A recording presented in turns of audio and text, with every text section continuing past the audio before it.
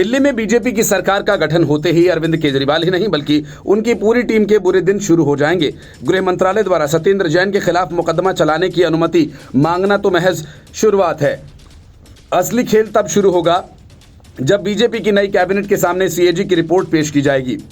CAG की 14 report में केजरीवाल और उनकी पूरी टीम का सारा कच्चा चिट्ठा है और इन मामलों में न तो आतिशी मरलेना बचेंगी और बेरोजगार सौरभ भारद्वाज, गोपाल राय से लेकर केजरीवाल तक सबके सब नपने वाले हैं। सीवीसी ने शीश महल की जांच के आदेश देकर केजरीवाल के लिए खतरे की घंटी बजा दी है।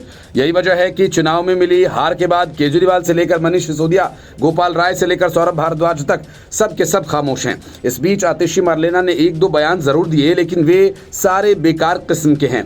यही वजह है कि बीजेपी नेता अब खुलकर कहने लगे हैं कि ये तो सिर्फ शुरुआत है। आम आदमी पार्टी के सारे मंत्री जेल जाएंगे, समय आने दीजिए। सीएजी की रिपोर्ट विधानसभा में पेश होने दीजिए। पीएम मोदी पहले ही कह चुके हैं कि कैबिनेट के सामने सबसे पहले सीएजी की रिपोर्ट पेश की जाएगी और किसी भी दोषी को बख्शा नहीं जाएगा।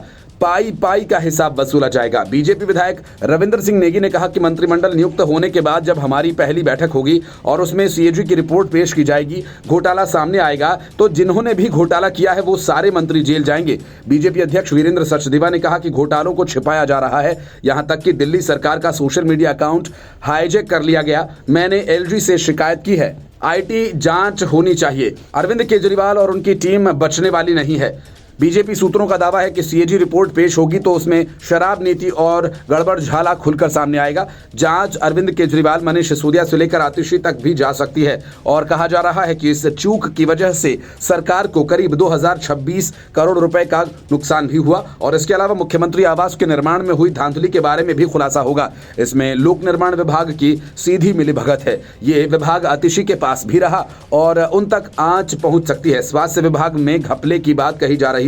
सत्येंद्र जैन के बाद ये विभाग सौरभ भारद्वाज के पास रहा। मुहल्ला क्लिनिक को लेकर उठ रहे सवाल, जिसमें फर्जी लैब और जांच रिपोर्ट पर सवाल उठ रहे हैं। प्रदूषण पर भी रिपोर्ट में जानकारी आ सकती है। दिल्ली में जब आम आदमी पार्टी की सरकार थी तब इससे निपटने की जिम्मेदारी गोपाल राय के कंधों पर थी और बीजेपी नेता उन पर भी आरोप लगा रहे हैं। बीजेपी का दावा है कि अरविंद केजरीवाल सीएजी की रिपोर्ट इसी वजह से विधानसभा में पेश नहीं कर रहे थे क्योंकि इससे आम आदमी पार्टी के नेताओं का खेल उजागर हो जाएगा।